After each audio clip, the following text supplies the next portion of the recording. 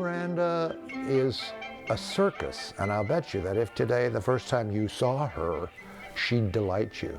Well, she was larger than life. She really was, because she had a tremendous personality, and you couldn't help but like her because she was very friendly. Usually people will say, oh, she's the one who wore the fruit on her head. Carmen Miranda was a tiny, effervescent, dazzling explosion of color and movement. Born in Portugal, moved to Brazil, and exemplifies everything that those of us in the northern part of America think is Latin American. She was the true exemplar of South America to people in the United States. Carmen Miranda possibly was the first Brazilian artist who took Brazilian music internationally. She was a singer, performer of great energy, and created an image that is still with us today. Carmen Miranda was a sassy, sensual señorita with flashing eyes and a tutti-frutti hat, who left a profound imprint on music, film, fashion, and the art of seduction. In 1939, Lee Schubert, who co-ran with his brothers the Schubert Organization in New York, happened to be down in Rio de Janeiro and saw her perform and thought she'd be just the perfect thing to spark up a show he was planning to produce for Broadway called The Streets of Paris. She was easy to put into that show because it was a review. It didn't have a storyline, so you could put anybody in there. When Carmen Miranda arrives in New York in 1939, she is met by a swarm of publicity. When she gets off the boat, she doesn't know hardly any English, so she's asked people on the ship to give her a few phrases that she can say when she's met at the docks. And so she comes out with stream of consciousness words of English. So it's these little snippets of things, but she keeps repeating money, money, money, which makes the reporters gawk for a brief, uncomfortable moment. When she came here, she didn't speak English very well at all, but she was very bright and very determined to assimilate as quickly as she could. She never gets past this moment in America where she is speaking her pidgin English in this first introduction to the press on the docks. The United States, we were really unaware of all of the variations of culture and music and ethnicity and educational background of Central and South America. To us, it was all one big place. We were a country that loved novelties. I think we still are. And there could be nothing more novel to a nation like ours that at that time paid very little attention to what happened below Texas. You know, we didn't pay much attention in those days to Mexico, Central America, or certainly South America. And here she was, this Brazilian, incredible, vivacious performer. And she appeared as a specialty in The Streets of Paris. I got to know her, of course, being in the same show. It was the Broadway production of The Streets of Paris by the Schubert brothers at the Broadhurst Theatre on Broadway. And we, before she even arrived, were told about this fantastically exotic, wonderful performer. And she came in and didn't speak a word of English. And in the huge cast of The Streets of Paris, about 50, 60 people, there were only 3 people who spoke French, because Carmen spoke Portuguese and French. And because she couldn't communicate with anybody, she used me as a translator. Even when they did the tryouts in Boston, the public was electrified. The audiences just couldn't believe what they were seeing. We had just finished the act, and I was standing in the wings when she came out, and she was mesmerizing. Opening night, none of them were prepared for it. The next night, everybody was there for it. Her theme song was "Ukia Baiana Tang." Ukia Baiana Tang, Stolaris Diodo Tang. O que é que a baiana tem? O que é que a baiana tem? Tem torso de seda, tem brinco de ouro, tem colares de ouro, tem bata rendada, tem saia engomada, tem sandália enfeitada, tem e tem graça como ninguém.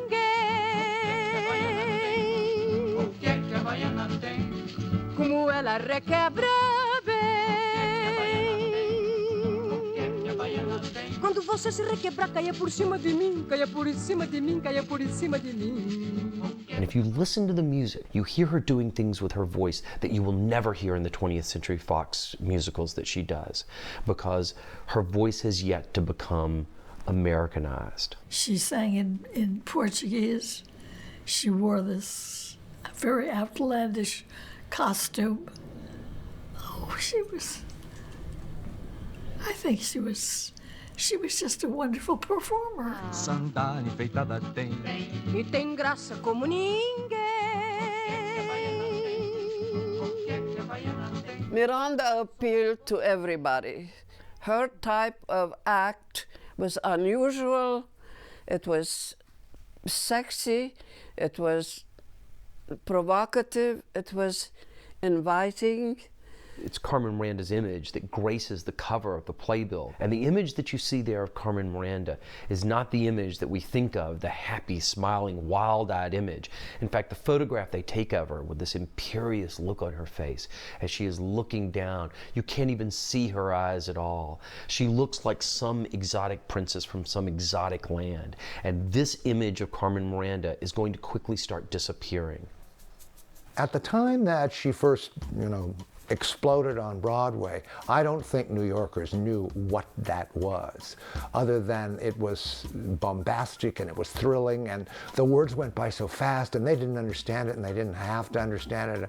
And look the way her hands moved and her hips moved, everything was going different directions. They were just overwhelmed by the sheer physicality and the sheer joy that she always did, singing and dancing. I don't think that many of them knew, oh, that's a samba step that she's doing. She appeared only twice in the show, at the end of Act 1 and at the end of Act 2.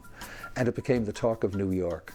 And because national radio, network radio, favored her, she was suddenly the talk of the whole country.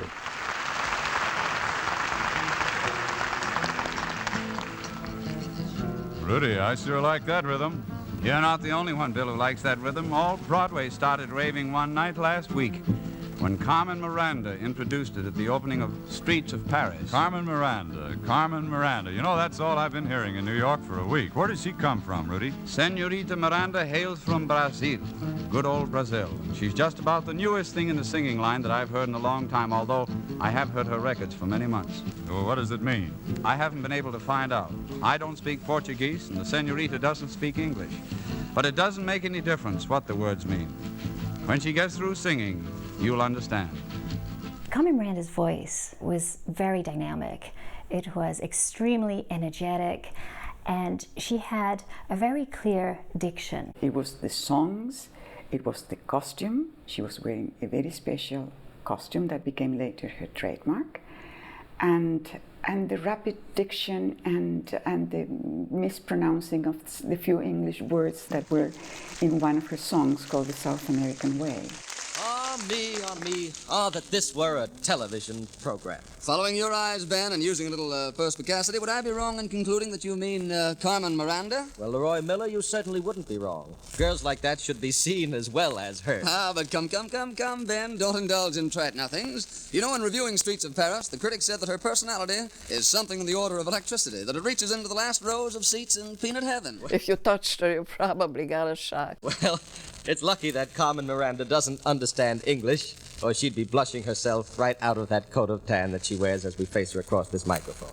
She does not speak English well when she goes to the United States, but she certainly does understand a little bit, and she pretends not to understand and instead deliberately makes a lot of verbal errors and mispronunciations, and this is part of what makes her charming, and that's hugely successful. The audience in the United States reacts to this very favorably. But there's no doubt about it, Leroy, the young lady is rather an eyeful. Ladies and gentlemen, looking into the future, it's easy to see her becoming one of the most popular stars of the iconoscope when television comes your way. In fact, senorita, that's my personal promise. Your promise? Mm-hmm. She's good. Oh, you ask whether my promise is good, eh? Good. Then you do understand English? Oh, sí, señor. Yes? I learned a little in South American. You learned a little in South America. South America. In South America. That's fine. Well, The general impression was that nothing like her had ever been seen or experienced before. She was just a phenomenon. And Van Heflin and Mickey Rooney would sit in a front row 6 nights continuously, they were watching her, they were in love with her. Schubert had to be aware of that there was something there, something brand new that had not been seen before. After Schubert realized what money-making machine he had in his hands, he began to license everything in earnest. Certain department stores, they had these lines of Carmen Miranda products. She even had a line of clothes at Saks Fifth Avenue. She did design jewelry and hats. I mean, that lady worked. She worked it. Carmen Miranda's turbans, platform shoes, the heavy jewelry was being marketed throughout the country. Schubert also was like Ziegfeld. When they would hire stars to perform in a show, and by the way, you're also going to perform in a midnight performance at a nightclub and a Well, they had quite a busy schedule. They had to run.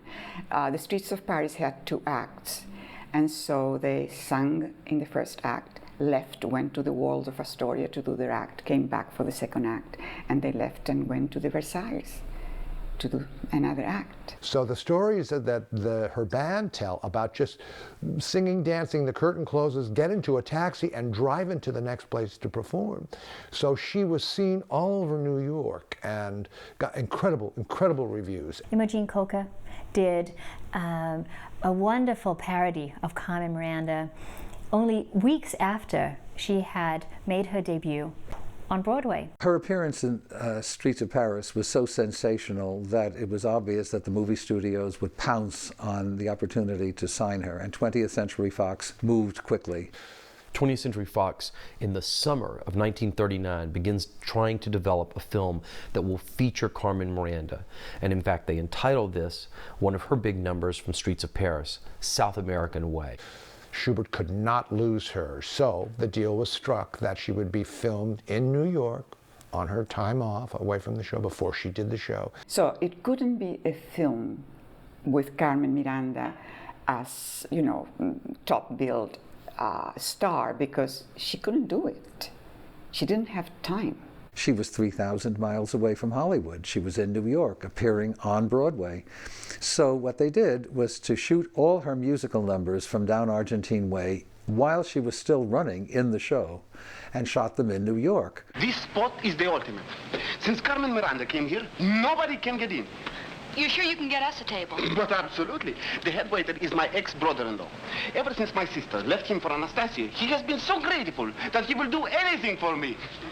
In the film, Betty Grable comes into a big nightclub, and there's a cut and there's a reverse shot, and there is Carmen Miranda, except it's been spliced in and it was actually filmed 3,000 miles away. Carmen Miranda plays Carmen Miranda in Down Argentine Way, which is interesting that Fox would cast her exactly as she was. I found extraordinary in Down Argentine Way that Carmen on the stage sings her sambas in a very quiet, relaxed, seductive way.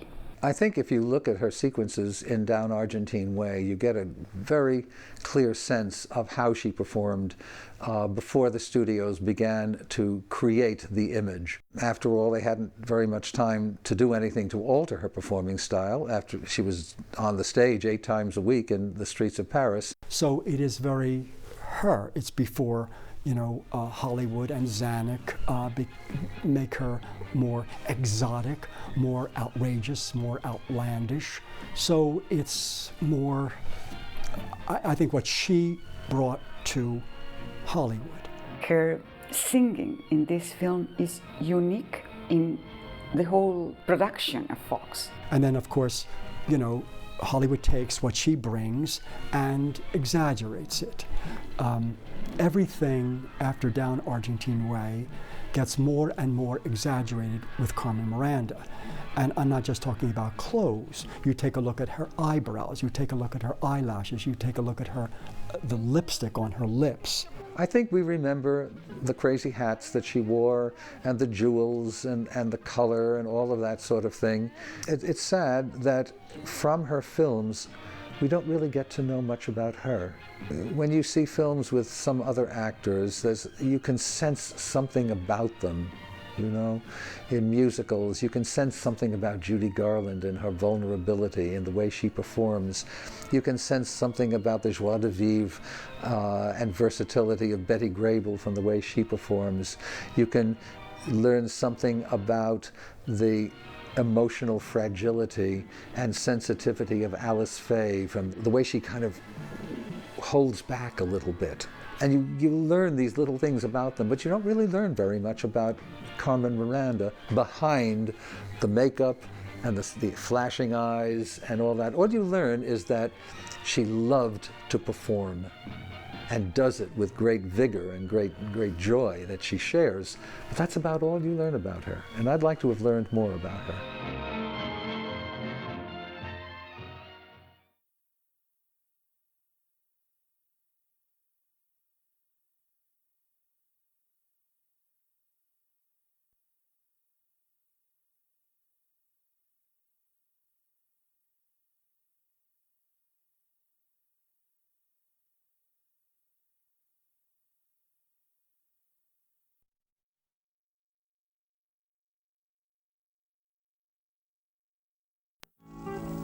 O que é que a baiana tem? O que é que a baiana tem? Tom Jobim had this saying that success in Brazil is seen almost like a personal insult. And particularly when somebody becomes successful and famous internationally, it can carry that kind of effect. Brazilians and Americans, they see Carmen Miranda differently. You know more of the history of Carmen Miranda there. Carmen Miranda was revolutionary in Brazilian music. E tem graça como ninguém. When you look at this remarkable success Carmen Miranda had when she came to America, it is important to look backwards and see where she came from. Because before she was a major star in this country, she was a major star in a totally different way in Brazil. Maria do Carmo Miranda da Cunha was born in Aliviada, which is in Portugal, in the year 1909, when Portugal was a kingdom. When she was a baby, her family brought her to Rio de Janeiro in Brazil, and she was raised there with several siblings. One of her younger sisters, Aurora, became quite a well-known performer as well. Carmen grew up on the streets of Rio from a working class background in the heart of downtown Rio, where the father now had established himself as a barber.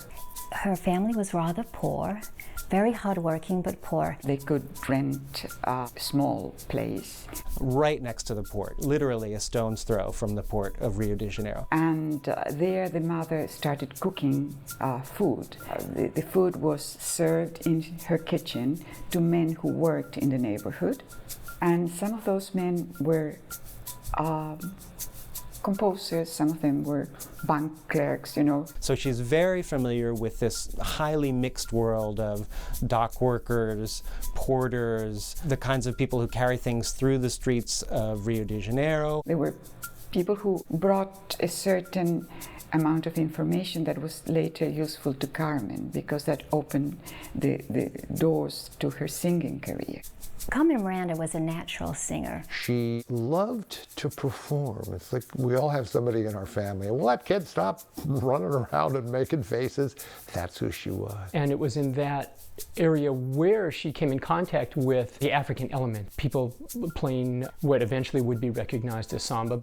Samba is something that brings everybody together. So samba is Brazilian identity encapsulated in music and dance. The soul of the Brazilians is in the samba. It's a rhythm, it's a 2/4 rhythm, doom, da-doom, da-doom, and it's also a style of playing other percussion instruments along with the basic bass drum. Samba is the meeting point of many traditions. Well, samba has deep roots, centuries old, in the combination of West African and European influences in Brazil. Millions of African slaves came into Brazil, primarily in Bahia. As people moved southeast, like the city of Rio de Janeiro, it became an urban samba. And beginning in the 1920s, Brazilians were struggling to find their own identity.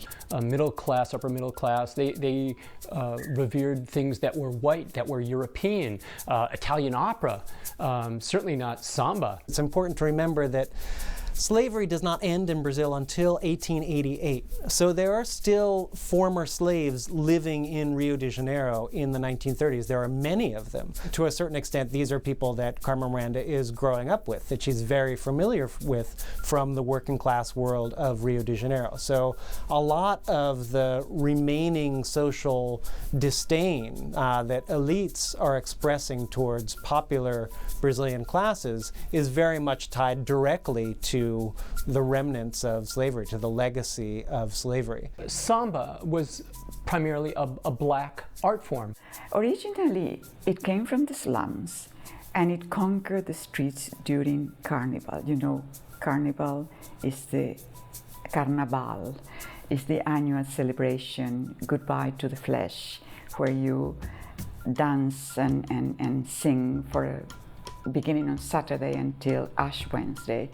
Car parades, people dress up and open, you have their convertibles and go down the streets and all dressed up, and people would throw confetti and water. So that's the beginning of Carnival. When samba became the official accepted music for Carnival, then it had conquered the society, it had conquered everything.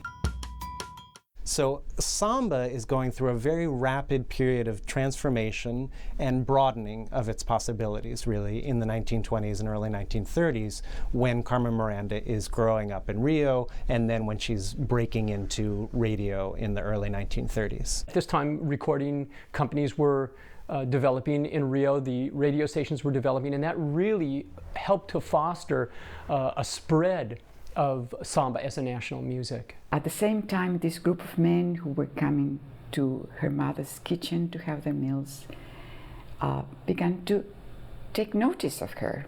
And at the same time, she continued singing. And there were composers, and one of them introduced her to a very famous composer then, Josué de Barros.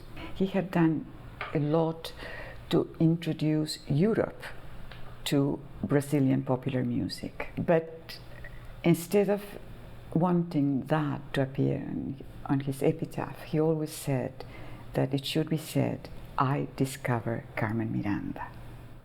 He took her to Brunswick and then to the RCA label and had her recorded. He began to rehearse her and took her to the radio. Radio became extremely popular throughout the country, and it's a huge country, so it was one way to keep everybody together, was that people everywhere could listen to the radio. Carmen Miranda was the first artist to sign a contract with a radio station in Brazil.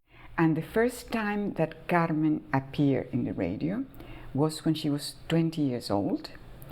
And this program was announced, and the name that appeared in print was Carmen Miranda. When the opera Carmen became very famous, people began to use the name Carmen for her too. And Miranda was the mother's last name. So it wasn't much of a stretch going from Maria do Carmo, Miranda da Cunha, to Carmen Miranda. But with that name came a change in her personality.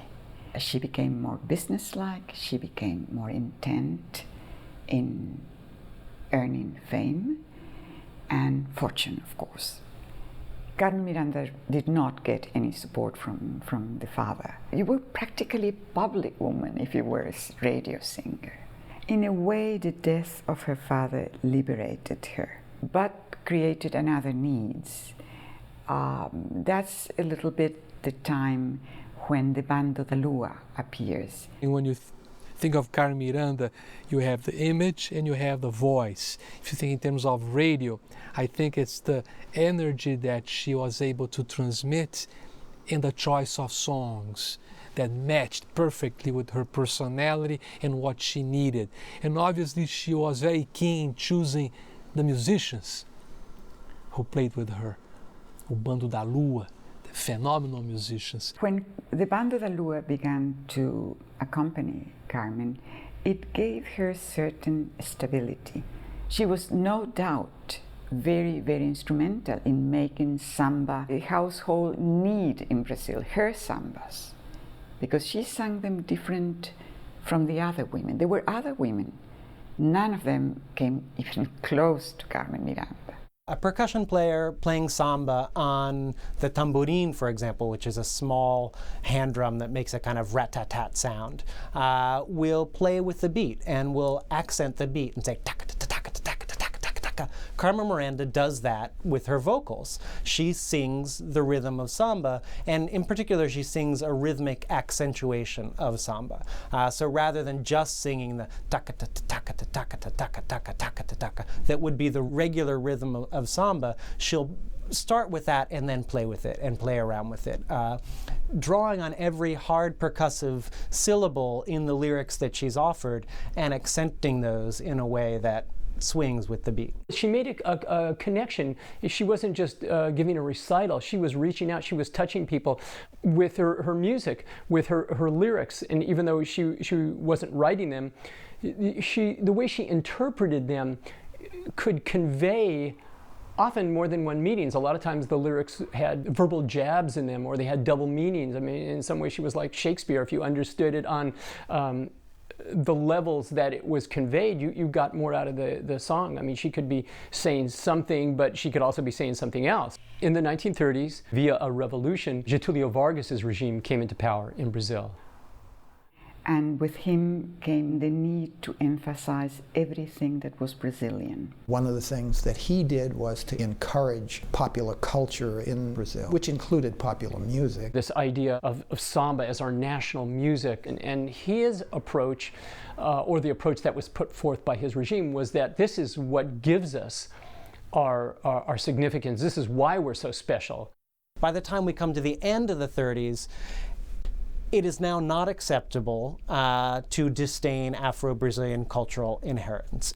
She went from performing live in shows and with her sister, and started making recordings and then made films in Brazil. Carmen was preparing to appear in a film.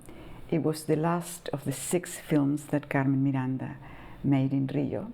And what's important about that movie, Banana da Terra, the banana of our land, is that the costume she wears is part of a scene that features the debut of a Dorival Caymmi composition, O Que É Que a Baiana Tem? O que é que a Baiana tem? O que que a Baiana tem? The title is, What Does the Bahian Woman Have? What is it that the Bahian woman has that is one of the great compositions in Brazilian popular music? It's incredibly catchy. It's got this very vibrant refrain to it. Dorival Caymmi wrote beautiful melodies, beautiful harmonies, and songs about the sea, the songs about the way Brazilians live and think and hope. O que que a Baiana tem is a descriptive song. It was perfect for a film, because Carmen would point at her necklaces and say, the Baiana has balangandais, my earrings, my skirt. And since the song was about Bahian women, Carmen would have to wear a Bahian costume. Before she started performing with as the Baiana, she would have been in more refined attire, more along the lines of the lyric singers that came before her in a European mode, but certainly not the Bahian outfit that came to be associated with the Brazilian outfit. The costume, that costume, was very well known.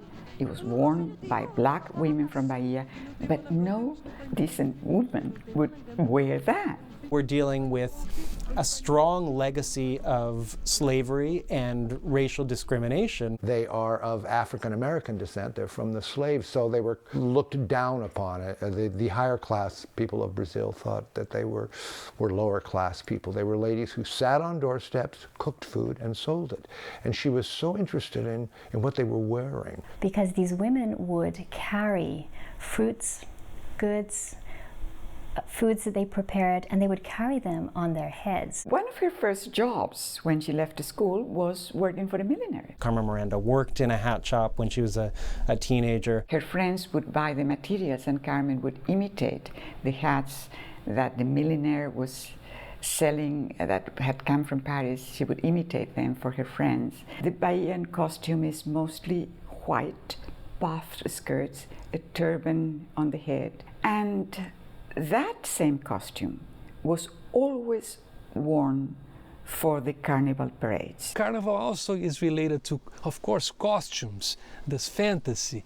They have different sections, and one section in the parade is always the Baianas. What Carmen did is she took that image and completely transformed it. She wore a flare skirt, bare midriff, the fruit on the head, on the turban. She took the turban, except she made it higher and she stuck fruit on it. Yards of beads and bracelets. Jewelry from the African slaves and big earrings. And the platform shoes, of course. And put it all together. So she has created an image that most of us, should we see it, we'd think, oh, that's what they look like in Carnival in Brazil. No, that's not. That's only what Carmen Miranda looks like. Carmen Miranda was the most famous, the best regarded samba performer in Brazil in 1939. At that time, she was famous enough that Lee Schubert of New York had heard about her. At the turn of the 20th century, the brothers Lee, Sam, and J.J. Schubert created a corporation for production and ownership of theaters that became the largest in the United States. And they have been consistently having wonderful, successful musicals and consistently introducing what they called continental artists. By that they meant foreign artists. This was a woman that the international theatrical community had heard about. As it was becoming clear that we were going to war and it was going to take place in Europe, there was a tremendous need to feel that this side of the Atlantic Ocean was a large family. The United States began to recognize the reality that South and Central America and Mexico were sitting there as our neighbors. Getúlio Vargas was much inclined with Italy and all that. The United States didn't want a country like Brazil going that way.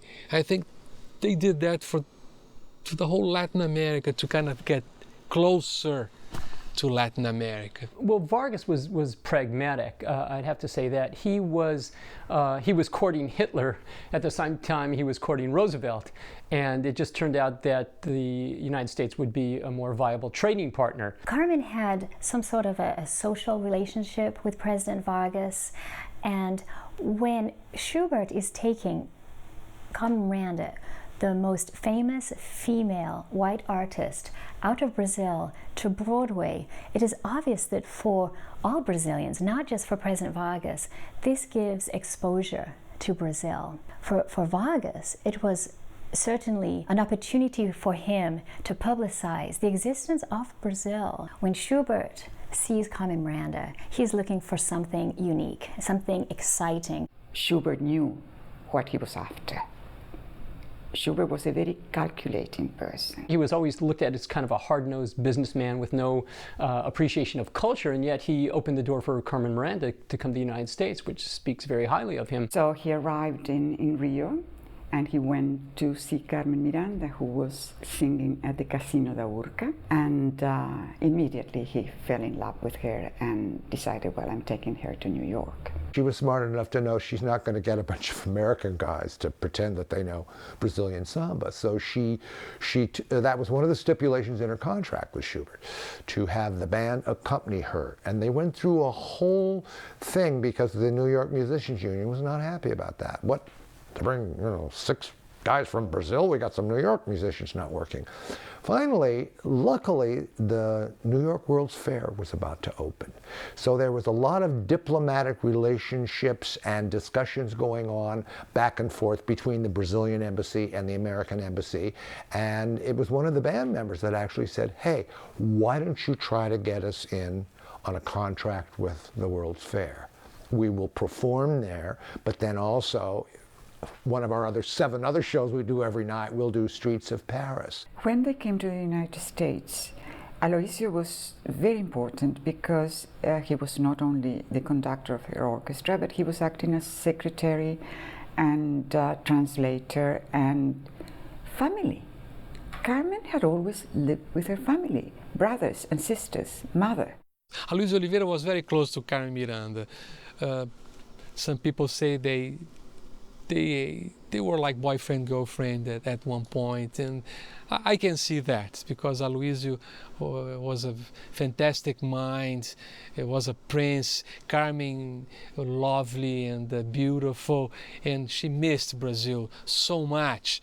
Streets of Paris turned the Baiana into the international Baiana, and Hollywood turned the international Baiana into this fantastic thing. You see it and you can never forget. That's the beginning, of Carmen icon, of Carmen larger than life. Lee Schubert wants to get Carmen into movies because as the person who's making 50% of the money from her, he knows there's good money for Carmen in the film industry. 20th Century Fox is the first studio that makes a concerted effort to try to bring Carmen Miranda to screen. In the summer of 1939, Darryl F. Zanuck begins trying to develop a film that will feature Carmen Miranda. To get Carmen Miranda to appear in Down Argentine Way, what Darryl F. Zanuck had to do was rent soundstage space in New York.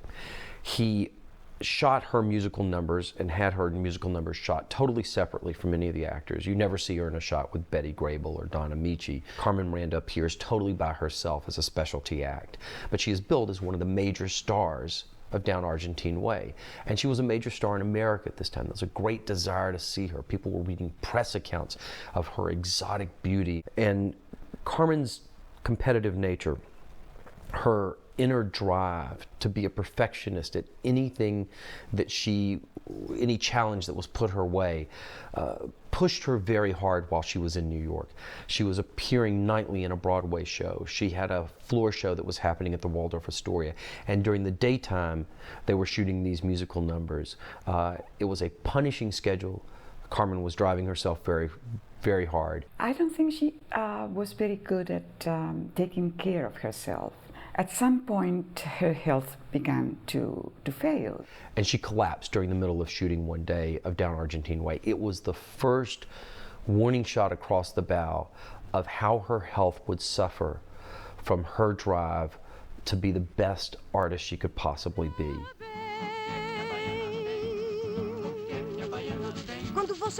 Brazilians who leave Brazil become highly successful abroad. There's nothing like returning home and being well received. Carmen, when she went back in 1940, she had to say thank you to Vargas. And the way to say thank you was to appear in a fundraising that Vargas's wife had organized.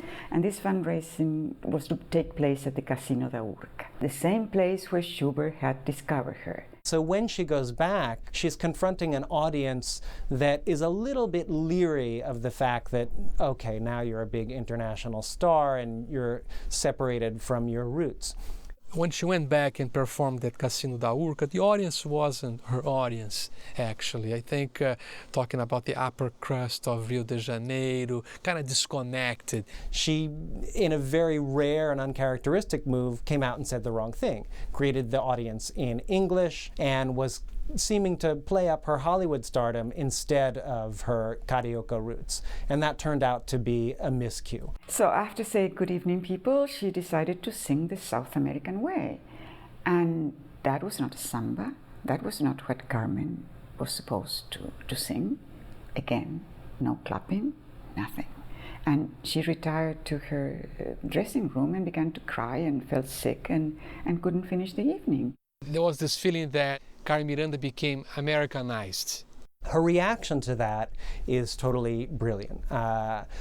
She goes back and works with popular composers on this tune, Disseram que voltei americanizada. They said that I came back Americanized, which is one of the most charming and syncopated and swinging sambas that you'll ever hope to hear, that, typical of Carmen Miranda's career, plays with bilingual puns and with bicultural mastery. And in that song, she celebrates, all the misgivings that she has and the audience had.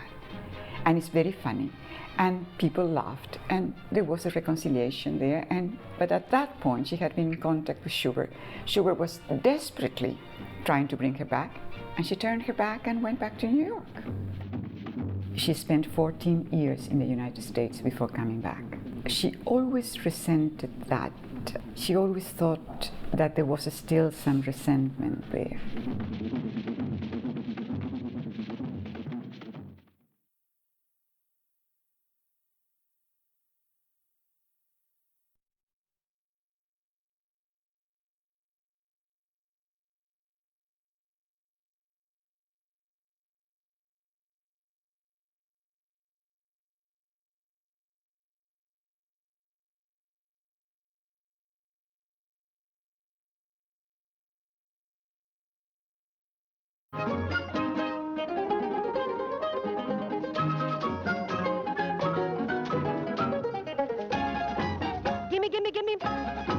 Give me a bandana, bandana. If any performer can have the legacy of making the whole world feel better, Carmen Miranda is ennobled by the fact that her whole career is dedicated to making her audiences everywhere in the whole world feel better. I don't care for a hoochie coochie and I don't like the shimmy. It's her way, a radiant way of being. I think that's what attracted people to Carmen, and because she was coming from a different culture, it was so contrasting to American culture that was obvious that she was so different, and people felt immensely attracted to that. It's like a light, that happiness. I think happiness with Carmen Miranda was a main thing. I think she projected that. She gave away the feeling of happiness and to be positive and fun. I think that's how she became also successful. There was a liveliness to her. She was the kind of person that if you walked into a room crowded with people, you would try and get over in her circle. It was how she performed. She was fun, she was playful, and Carmen Miranda knew how to engage her audience.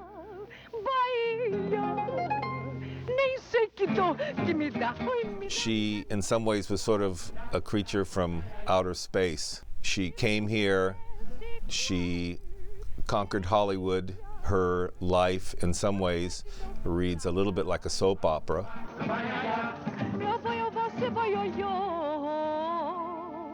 20th Century Fox was a studio that, among other studios who were very concerned about the money situation during World War II, the foreign markets, particularly England, big foreign market, Europe and the Far East were closed.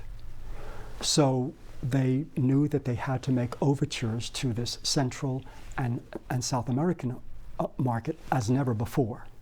Fox was part of a group of studios that were trying to help with the policy that President Roosevelt established, the Good Neighbor policy.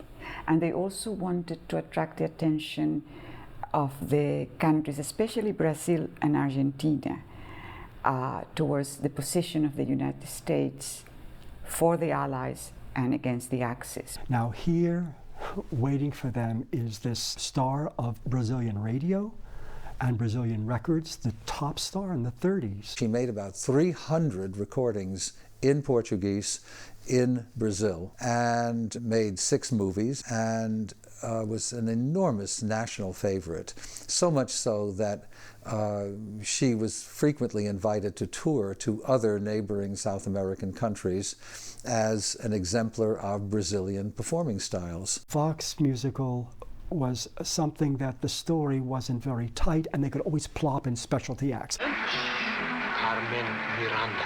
Well, here's this act that was a sensation on the Broadway stage, a sensation at the Waldorf Astoria. Let's film it. Carmen and her Brazilian band, let's film it. And they were able to plop that into a Betty Grable film down Argentine way. The audience in the United States saw Carmen Miranda as South America. This is what people in South America look like. They act crazy. They wear these wacky outfits. Their eyes are always, and they're making these silly gestures. It was entertaining. Again, though, reflected poorly in the long term on Brazil. Carmen Miranda, when she finished her run in Streets of Paris with the touring company, she traveled to Hollywood because Lee Shubert had her booked in her next film, which was That Night in Rio, set in her hometown of Rio de Janeiro. Of course, she never travels to Rio. Everything is shot on the Hollywood backlot. And because her English skills were very low at the time, Darryl F. Zanuck worked with the writers to try to figure out a way to make Carmen a character within the film. And by doing this, what they did is they took Carmen's dialogue, and they largely had her speak in Portuguese, and then they calibrated in the writing Don Amici's responses so that you understood what she said. Basta de mentiras, ouviu? Quem é aquela mulher sentada na mesa da frente? What woman at what front table? Besides, I never saw her before. Então por que você estava piscando o olho pra ela? Oh, that wasn't a hotel lobby smile I was giving her. My smile belongs to my public. She's a customer and she's entitled to a piece of it like every other pretty girl. I mean like every other customer. É essa mulher com quem você saiu ontem à noite, não é? I wasn't out with her with anybody else last night. I was home in bed by 12:30. Oh, yeah? Yeah, I gotta get a new mattress. They let her be the punctuation, and then he would tell the audience the punchline. It would appear that she might be saying one thing, but because they could pretty much count on that none of the American audiences or no significant part of the American audiences would understand Portuguese, that her Portuguese could be used to comic effect. She worked very, very hard to learn that script. And in fact, she would later claim, and it's very difficult to tell if she was joking about this, that although she had read the script, she had memorized the script, she had memorized the English portions of the script, she did not understand it was a comedy. What she does for the press sometimes is interesting, because she always tries to call attention by being funny. Self-deprecation was one of her weapons, always, always. Carmen Miranda learned English very fast and very well. She was immensely smart. But, you know, on stage and on films and television, it was cute. You know, people like that. E tem sido prazer para nós. Agora estou ocupada, não posso. Como eu estava dizendo a vocês, show nos hospitais e nos campos é muito bom, mas por intermédio do cinema é muito melhor, porque vocês estão pertinho, podem viver muito melhor, é muito mais interessante. Miss Miranda? O que é que você quer? Well, pardon me, but you're talking to Americans, and I think it'd be better if you'd speak English. Oh, I forgot. Well, fellows, you know, what I'd like to talk to you about is this. I just come back from maternal hospitals and bombs, films, and now here I am, G.A. fellows. Talk to you and Holly Fox and Scuttlebutts, and this make more than you think happy. Good? Well, I still think it'd be better if you'd speak English. Look, it's a simple thing. Mousetraps are the foreigner's cram. And the middle gate to the corners France like that, and the guys, they love it that way. And your foreign scamper, the fuffernuts like that, and the first thing you know, you're kicking a couple of songs around. Well, that's what I thought you said. What did you say? Mousetrap and the foreigner's scram. It's a simple thing, and the guys there, they love to sing the songs and fuss cars like that. And first thing you know, you got a couple of songs to me. You simply tell them what you think about them and how you feel about them. And if you need me, I'll be right over there. See?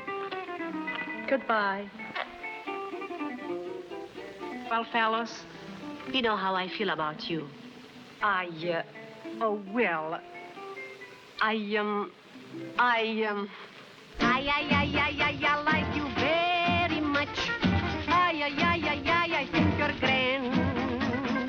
Why, you see that when I feel your touch, my heart starts to beat the band. I like you to hold me tight. You are too divine. If you want to be in someone's arms tonight, just be sure the arms you're in are mine. Oh, I like your lips, and I love your eyes. Would you like my hips to hypnotize you? See them on. On that night in Rio, there are extensive story notes with Darryl F. Zanuck, and in these story notes, he starts trying to define Carmen Miranda's on-screen persona. One of his story notes is that it's a sequence that the writers had devised during one of the drafts where some action would be going on while Carmen Miranda is singing one of her numbers. And he wrote emphatically, once Carmen Miranda begins singing, you cannot cut away from her. He knew that this was her great strength. I like you very much. I think you're grand. Why is it that when I feel your touch, my heart starts to beat a band?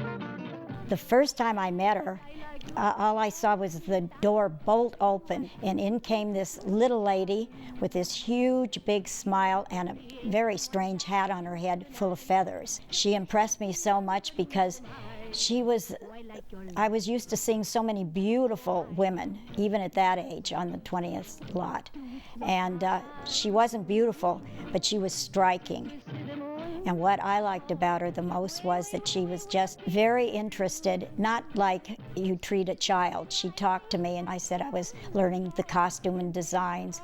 And she then told me that she had been at 14 in Brazil. She had had her first job, and she started working in a boutique, and then she started making these hats. And actually, I guess that was one of her famous hats. And that's how I first saw her. Carmen, you just loved her from the moment that she talked to you, because she talked to you. By early 1941, 20th Century Fox was ready for Carmen Miranda to star in her third film for the studio. Weekend in Havana is the eventual name of the film that would come out of this. The character that was to be played by Carmen Miranda was included in the initial script that was written on Weekend in Havana. Darryl F. Zanuck did not like the role that was written for Carmen Miranda at all, and his story notes in early 1941 reveal a great deal about how he saw Carmen Miranda's character appearing on screen. Zanuck writes, Miranda's role is a walk-on. She now has absolutely no part in the picture. She seems to clutter it up more than anything else. We will make her a nightclub singer, the star attraction at one of the Havana nightclubs. Cesar Romero is Carmen's manager, handles all her money. Romero has a passion for gambling. He bets on dog races, lotteries, etc., continually using Miranda's money for this purpose and making up all kinds of excuses to account for where the money went. Miranda's continual query is, "Where is my money?" Now, even in the story notes, this is written out phonetically, which is the way the press would write out Carmen Miranda's quotes. She was a professional foreigner. If she suddenly had become Americanized, her differentness, her lure might have been, or the studios feared, that might not be as big, because then she's one of us. She always was one of us. She doesn't speak with too much of an accent at all. It's an affectation that she uses to maintain her persona in America.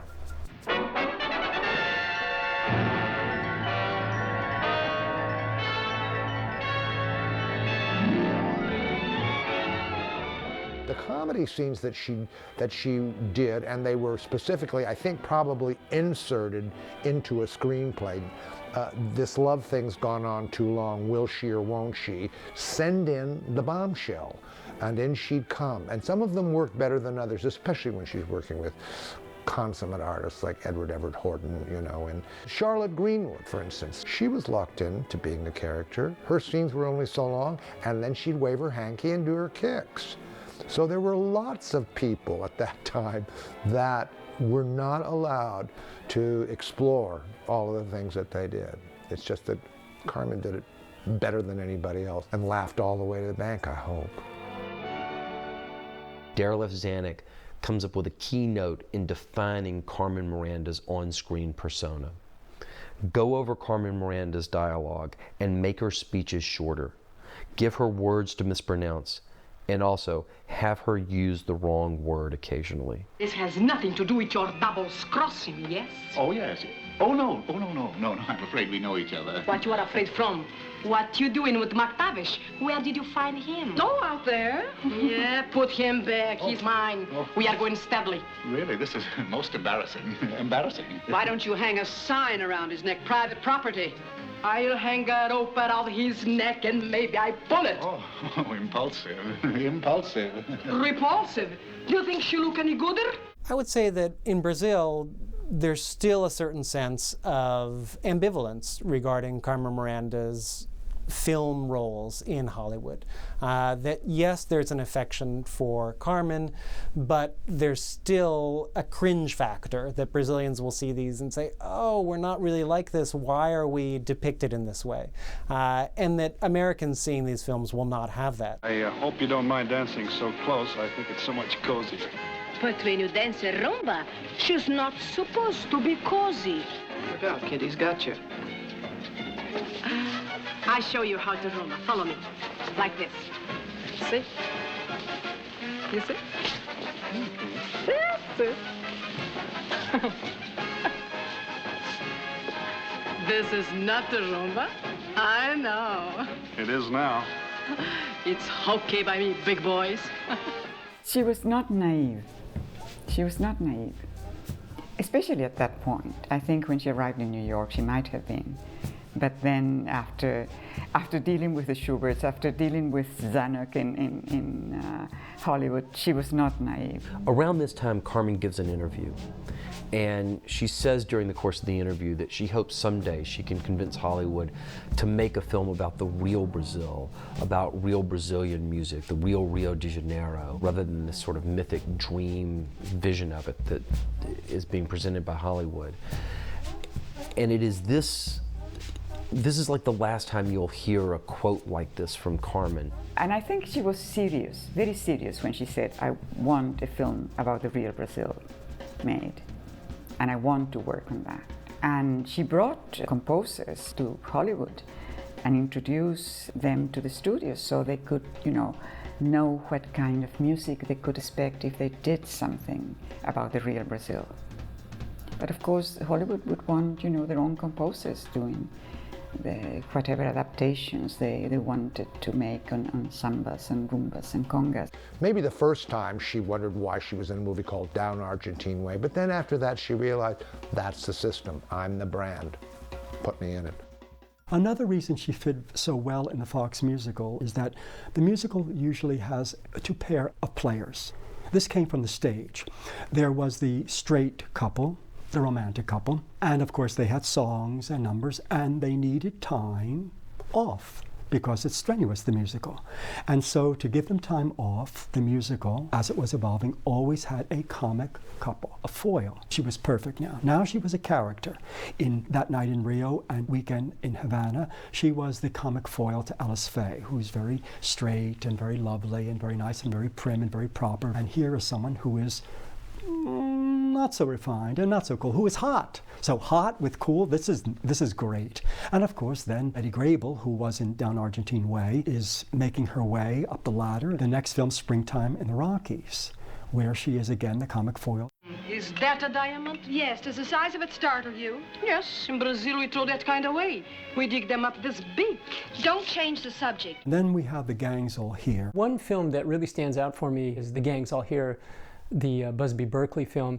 It is surrealistic, it's psychedelic, the choreography is, the technicolor, it's amazing. The opening number is a great introduction of her, and judging from how she's so featured, we see her before we see anybody else in the film and any of the rest of the stars. In this opening number, we are introduced to Carmen Miranda, who would wear these hats that would have little sort of miniature fruit basket on there.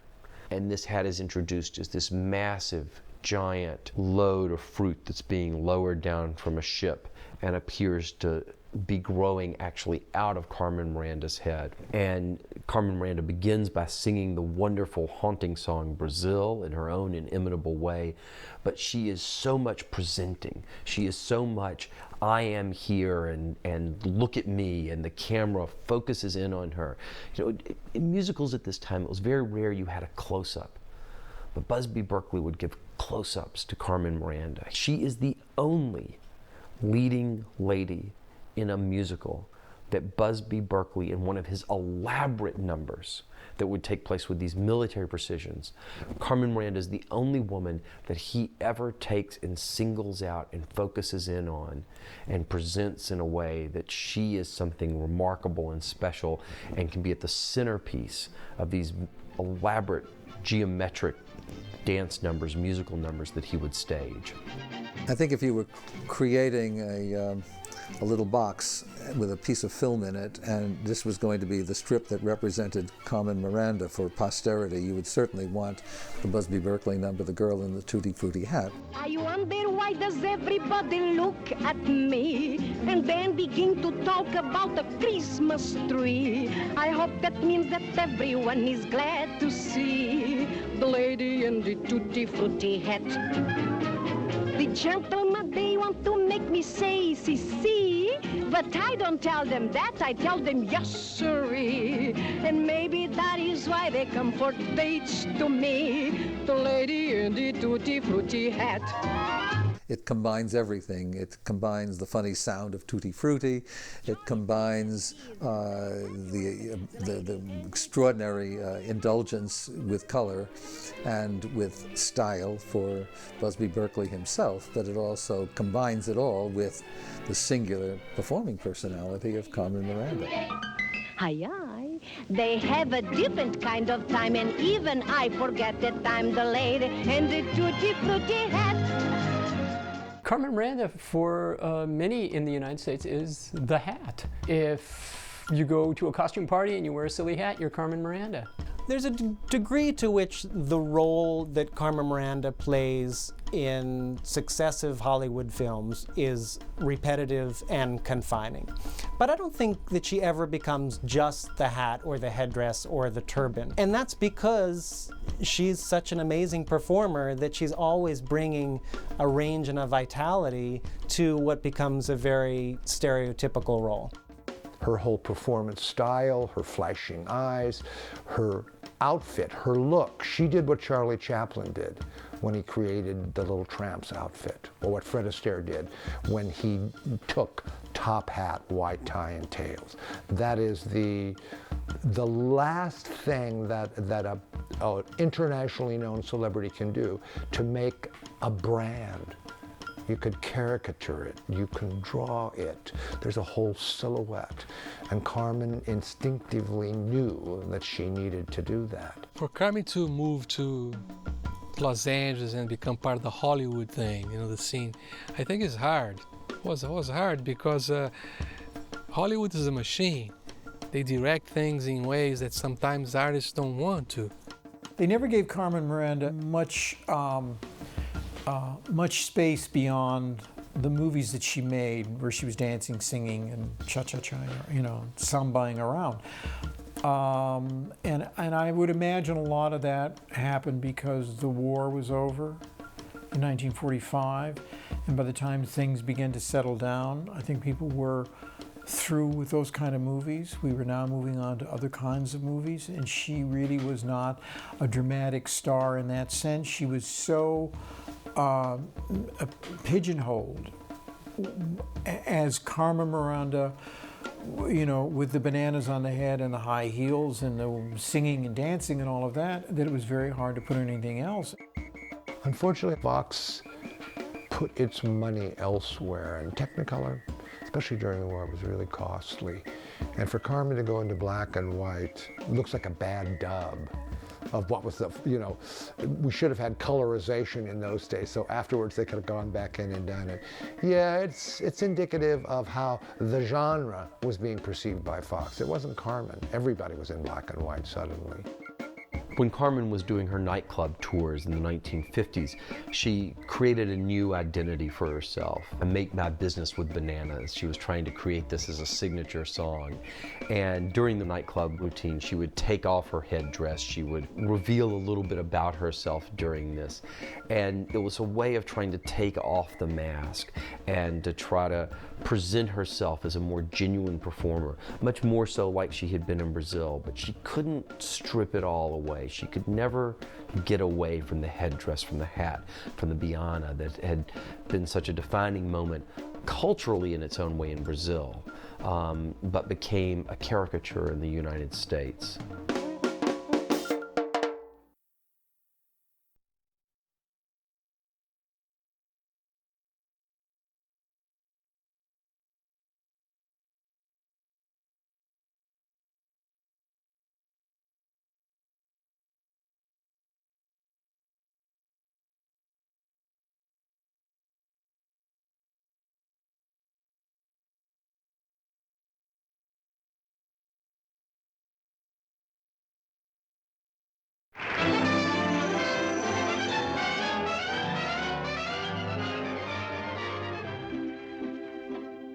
Darryl Evzanik loved Americana.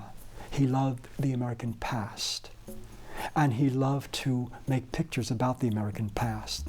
We have this with Greenwich Village, this 1922 it's set in. And notice how they talk about this, the Cicerone on the bus says, this is the Latin Quarter of New York City, where all the, the artists and strange, the exotic people are. That's like an introduction to Carmen Miranda. Well, actually, the film is on her shoulders. And of course, we go into Danny's Den, and here she is, the first number, and she's the fortune teller, too. Now, Greenwich Village is also the film in which Carmen Miranda sings one of her signature songs from Brazil. In the finale of this movie, she is performing with all of the chorus girls, and suddenly she breaks into O que é que a baiana tem? What is it that the girl from Bahia has? Which is the song that she sang when she first put on the baiana costume back in Brazil to film Banana de Terra. Any band that is handy can make me feel dandy. I don't need a brandy for kicks. Give me a rhythm that's Latin, and I'll show Manhattan my South American drink, samba.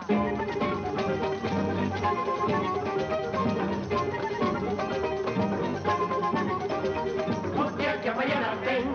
Tem torso de seda, tem corrente de ouro, tem pata rendada, tem saia engomada, tem sandália enfeitada, tem e tem graça como ninguém. In this song, which is about the outfit that she made famous, the Biana, she sings it and she's not wearing the costume.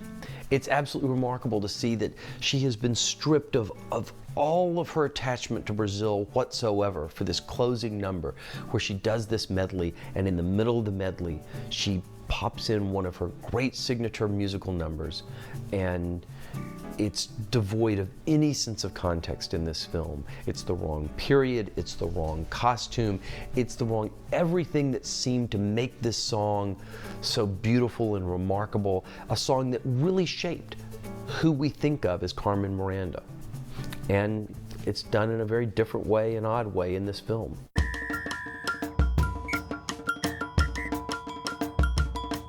It's very difficult if you're trying to tell a story, a plot, to have as a central character someone who is speaking in an exotic language and whose image is by its very nature exotic, and that's the whole point of the image. And so it was never possible, right from the beginning, for Carmen Miranda to be the central character of any film in which she appeared. So the ironic nature of the contract that she had with 20th Century Fox is that she is billed as a star because she was very appealing and very popular, but she never could carry a picture. She was always like the spice in the stew. So she was everybody's best friend or everybody's confidant, and basically she was there so that every once in a while she could do one of her musical numbers and erupt in movement and color and provide exactly what the audiences expected of her. It was a self-defeating problem that never could be solved properly, because after a certain amount of time, that character became too repetitious. You saw it too often, and where could it go? The war was a wonderful excuse for these movies. And once this excuse disappeared, what can we do with Carmen? One that really affected Carmen's screen persona was when they decided not to use Technicolor for her films. Carmen could look very nice, you know, in black and white, but it was not the same thing. It was not what audiences expected. Tropicalism had to come in Technicolor. There was no other way. Fox was not interested in investing that much money in films where Carmen Miranda would appear. I can imagine what it would be for an incredible, successful woman like Carmen Miranda living in the United States. She wasn't married for a long time, highly paid, incredibly successful. I think so much love, somebody who could give a lot of love and would like to receive a lot of love as well. And can you imagine working all the time, so very hard. Her quest in life was to overcome poverty. I mean, they left Portugal, they changed country, they, you know, and that was not enough. Carmen began using drugs when she came to the United States because she was working so hard. She needed at some point to rest, and she began taking sleeping pills. And the sleeping pills got stronger and stronger and stronger with time. And then she needed to get up and work, and so she needed something to wake her up. After her Fox contract was concluded with If I'm Lucky, Carmen Miranda made a film for United Artists called Copacabana. She was teamed with Groucho Marx. It's in black and white, and one wants color. I think it's actually perhaps the worst film that she made. But that film produced something and that changed Carmen's life. Carmen would very much have liked to have been Aloysio's wife. But it was he who didn't want to be Mr. Miranda.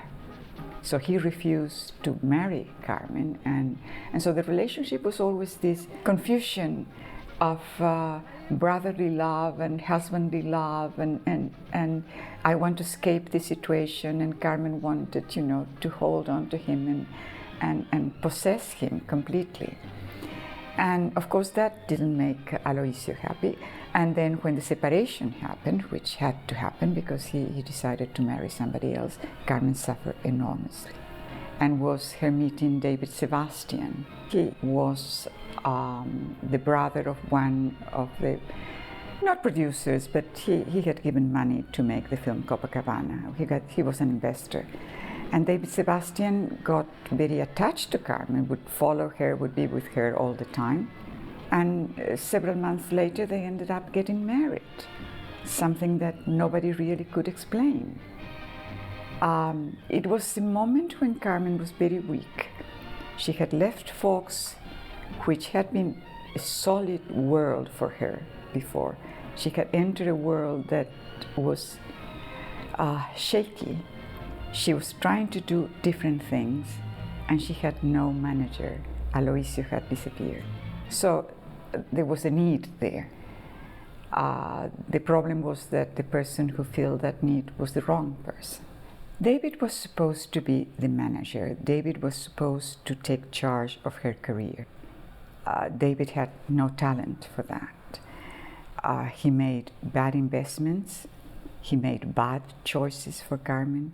He forced Carmen to overwork, and he had no sensibility towards her needs. We all felt that it was going to be a happier experience when she went to Metro-Goldwyn-Mayer, and she did A Date with Judy in 1948, and then Nancy Goes to Rio in 1950 in Technicolor. But clearly, again, they didn't know what to do with her. She's playing the same character with the same costumes and the same fractured English. And they tried to give her a little more to do, but she no longer was the star of those films. And then the last, I think, rather ignominious appearance of her on film is in black and white in Dean Martin and Jerry Lewis's 1953 film, Scared Stiff. Up to that time, or around that time, she was doing a great deal of nightclub work. So there was no knowledge regarding the effects of these drugs that she was taking. And she took them constantly to gain. If she gained weight, she would take drugs to diet and to lose weight. Whatever she needed to be more energetic when she was dancing. Remember that she was dancing with those platform shoes, with the heavy costume, with all the jewelry, with the headgear that was always heavy. So she needed lots of stamina when she was working. And it reached a point when she had a breakdown, a very serious mental breakdown, and was desperate. And the only way to get her back to some semblance of mental health was to give her electric shock treatment. After her film career is not as booked as it had been before, she goes into live performance. She goes to the London Palladium, she appears in Las Vegas, she does benefits, she did a lot of radio shows and was doing early television. She still was trying to sort out what Brazil meant to her. Nobody knew what to do with her. So at that point, Aloysio was back, and he called Aurora and told her what the situation was. And Aurora came to Los Angeles and packed everything and took Carmen back to Brazil. And it's very sad because she was practically taken as a doll to the airplane. She was not responding to anything. But during the flight, somehow she recovered, she put her makeup on and she landed. And there she was, Carmen Miranda, with her smile and saying hello to everybody. When she arrived in Rio, she went directly to the Copacabana Palace, and the doctor put a sign on the door, no visitors allowed. And she was there cleaning. I mean, it was a deep cleaning of her system, which must have been absolutely cruel because, you know, she had been taking all those drugs for years and years, and then suddenly everything was taken, and she had to be reborn. Back in Los Angeles, Sebastian wanted his wife back, because there were contracts, because there was the possibility of a television program, because there was an invitation to go to Cuba, an invitation to Las Vegas, always the usual places where Carmen used to sing. She made a terrible decision of going back to the United States. I think she thought that she could restart her marriage. And so she went back, and everybody was very happy, and she began to do the tours. She went to Cuba and appeared at the Tropicana. During intermission between one song or another, she would go to the dressing room and be all covered with sweat and thirsty and weak. But again, when she had to go back to the stage, she would, you know, perform as usual. She worked herself into the grave, actually. She loved what she was doing, but her heart just couldn't stand up. She'd been in Cuba, she was doing the Jimmy Durante show. She was all over the place because that's how she was. She lived for her work. I guess just her end was the way she probably wanted to go, although I think she would have probably wanted to last longer. And I thought, you know, she was always smiling. That's what I liked about her. She was always smiling, and always her hands were always moving. But I wondered if she really was as happy as she looked. I've always thought that. because in a way she was a loner too. I remember her appearance on the Jimmy Durante show, which was so tragic. They were shooting a samba finale with Jimmy Durante dancing with Carmen Miranda. And while dancing with Jimmy Durante, she has a heart attack and falls to her knees. Wait a minute, stop the music. Stop the music. Stop the music. A wonderful idea. I'm out of a breath. And then, like a real trooper, continues the number. Wait, I'll take your lines. All right, come here, boys. All right, come over here, boys. As she's walking out, she waves goodbye.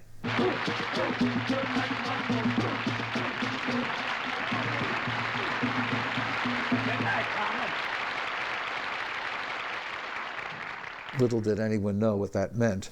She went home, apparently stayed up quite late that night, and had a fatal heart attack that very night. This is a woman who will die within 12 hours, and you see her dancing in costume. Very, very, very sad. And yet, the fact that she goes on right before your eyes shows that indomitable spirit that we all love so much about her. I was leaving for Mexico when I heard that she had died, and that was in 1955. And my gosh, 46 years, she was that, young. Immediately after her death, all the rancor that Doña Maria, Carmen's mother, had for Sebastian came out, because she came out of the house when she learned that Carmen was dead, shouting, "Sebastian killed Carmen. David killed Carmen." Now, all the guys and musicians and all that and biographers, they say wasn't a good match. That took a toll in her life. I think the marriage wasn't well. She was a Catholic and she would not ask for a divorce. Coming from a Portuguese Catholic family, she would not. And unfortunately, because of hard work and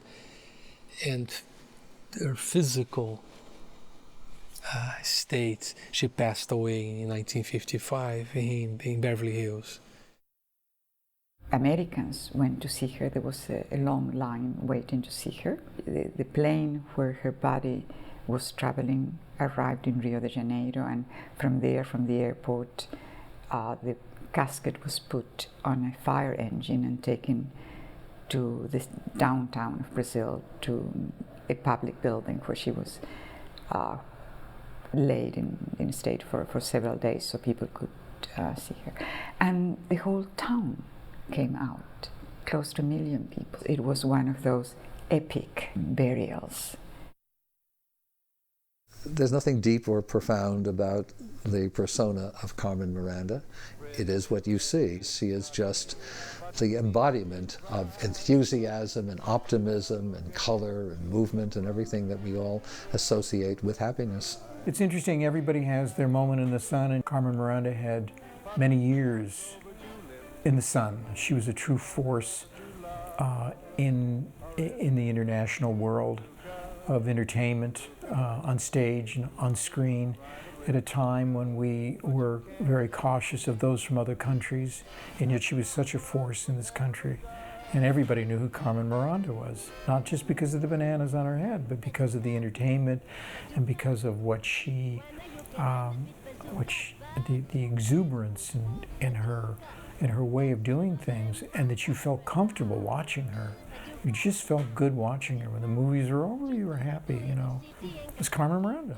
To me, it rhymes with lucky when I'm looking into two blue eyes.